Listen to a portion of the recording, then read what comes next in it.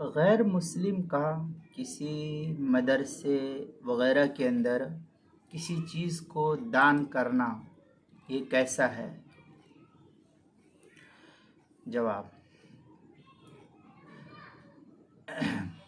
اگر کسی غیر مسلم نے کوئی چیز مدرسے وغیرہ کے اندر دی ہے تو اس سلسلے میں یہ دیکھا جائے کہ آئندہ چل کر کسی بھی طریقے کا کوئی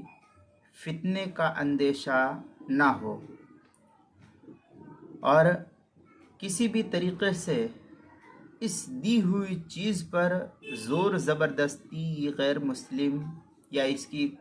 جو قوم ہے وہ نہ کرنے پائے، تو ایسی صورت میں غیر مسلم کا دیا ہوا جو کچھ بھی رہے گا، چاہے وہ پیسے کی شکل میں ہو یا سلیہ سیمنٹ یا اور کسی چیز کی شکل میں ہو، مدارس وغیرہ یا اور کسی چیز کے اندر دینا اور اس کا ہدیہ قبول کرنا یہ جائز ہو جائے گا، اس میں کوئی حرج کی بات نہیں ہے۔ لیکن اگر اس کی طرف سے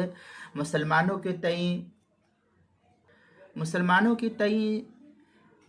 زور زبردستی یا مسلمانوں پر ظلم و زیادتی یا فتنے کا اندیشہ ہو تو پھر ایسی صورت میں اس کا ہدیہ یا دیا ہوا سامان قبول کرنا جائز نہیں ہے۔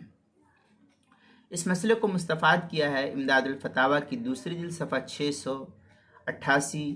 کتاب المسائل اس کی کتاب النوازل اس کی 14ویں جلد صفحہ 223 سے،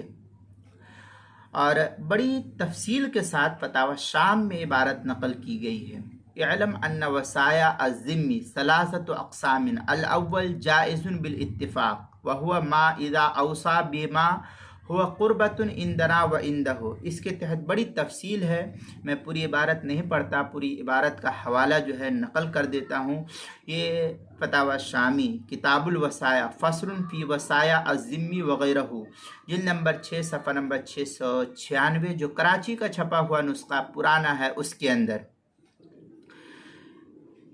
ہدایہ کتاب الوصایا باب وصیت الذمی، جلد نمبر 4 صفحہ نمبر 685، جو مکتبہ امدادیہ ملتان کا پرانا چھپا ہوا نسخہ۔ اسی طریقے سے مجمع الانہر کتاب الوصایا باب وصیت الذمی، جلد نمبر 4 صفحہ نمبر 451، مکتبہ غفاریہ کوئٹہ کا چھپا ہوا یہ پرانا نسخہ ہے۔ کتاب النوازل اس کی 14ویں جلد صفحہ نمبر 223 پر اس کو نقل کیا ہے، یہاں دیکھ سکتے ہیں۔